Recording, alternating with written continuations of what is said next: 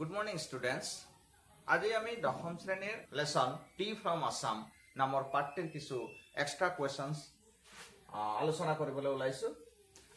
এতিয়া পাঠটিত থকা বা হ'ব পৰা কিছু এক্সট্ৰা কুৱেশ্যনছ আৰু তাৰ এনসাৰৰ বিষয়ে আলোচনা কৰো।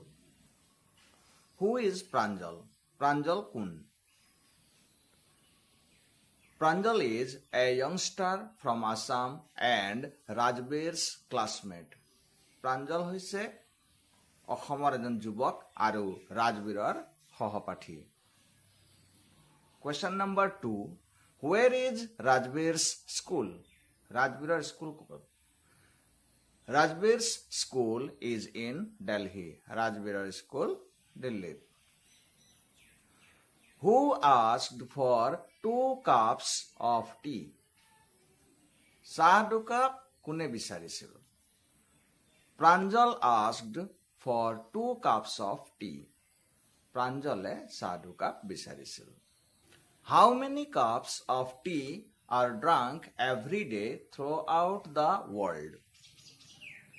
সমগ্ৰ বিশ্বতে কিমান কাপ চাহ এদিনতে খোৱা হয়? Over 80 crore cups.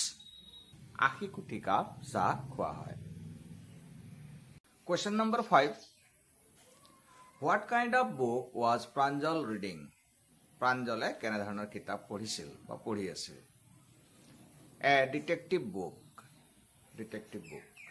Who was Bodhidharma? Bodhidharma কোন আছিল? Bodhidharma was an ancient Buddhist ascetic. Bodhidharma এজন প্ৰাচীন বৌদ্ধ সন্ন্যাসী আছিল। Why did Bodhidharma cut off his eyelids? Bodhidharma তেওঁৰ চকুৰ পতা কিয় কাটিছিল? Because Bodhidharma felt sleepy during meditation. কিয়নো Bodhidharma ধ্যান কৰাৰ সময়ত টোপনি অনুভৱ কৰিছিল। Where was tea first drunk?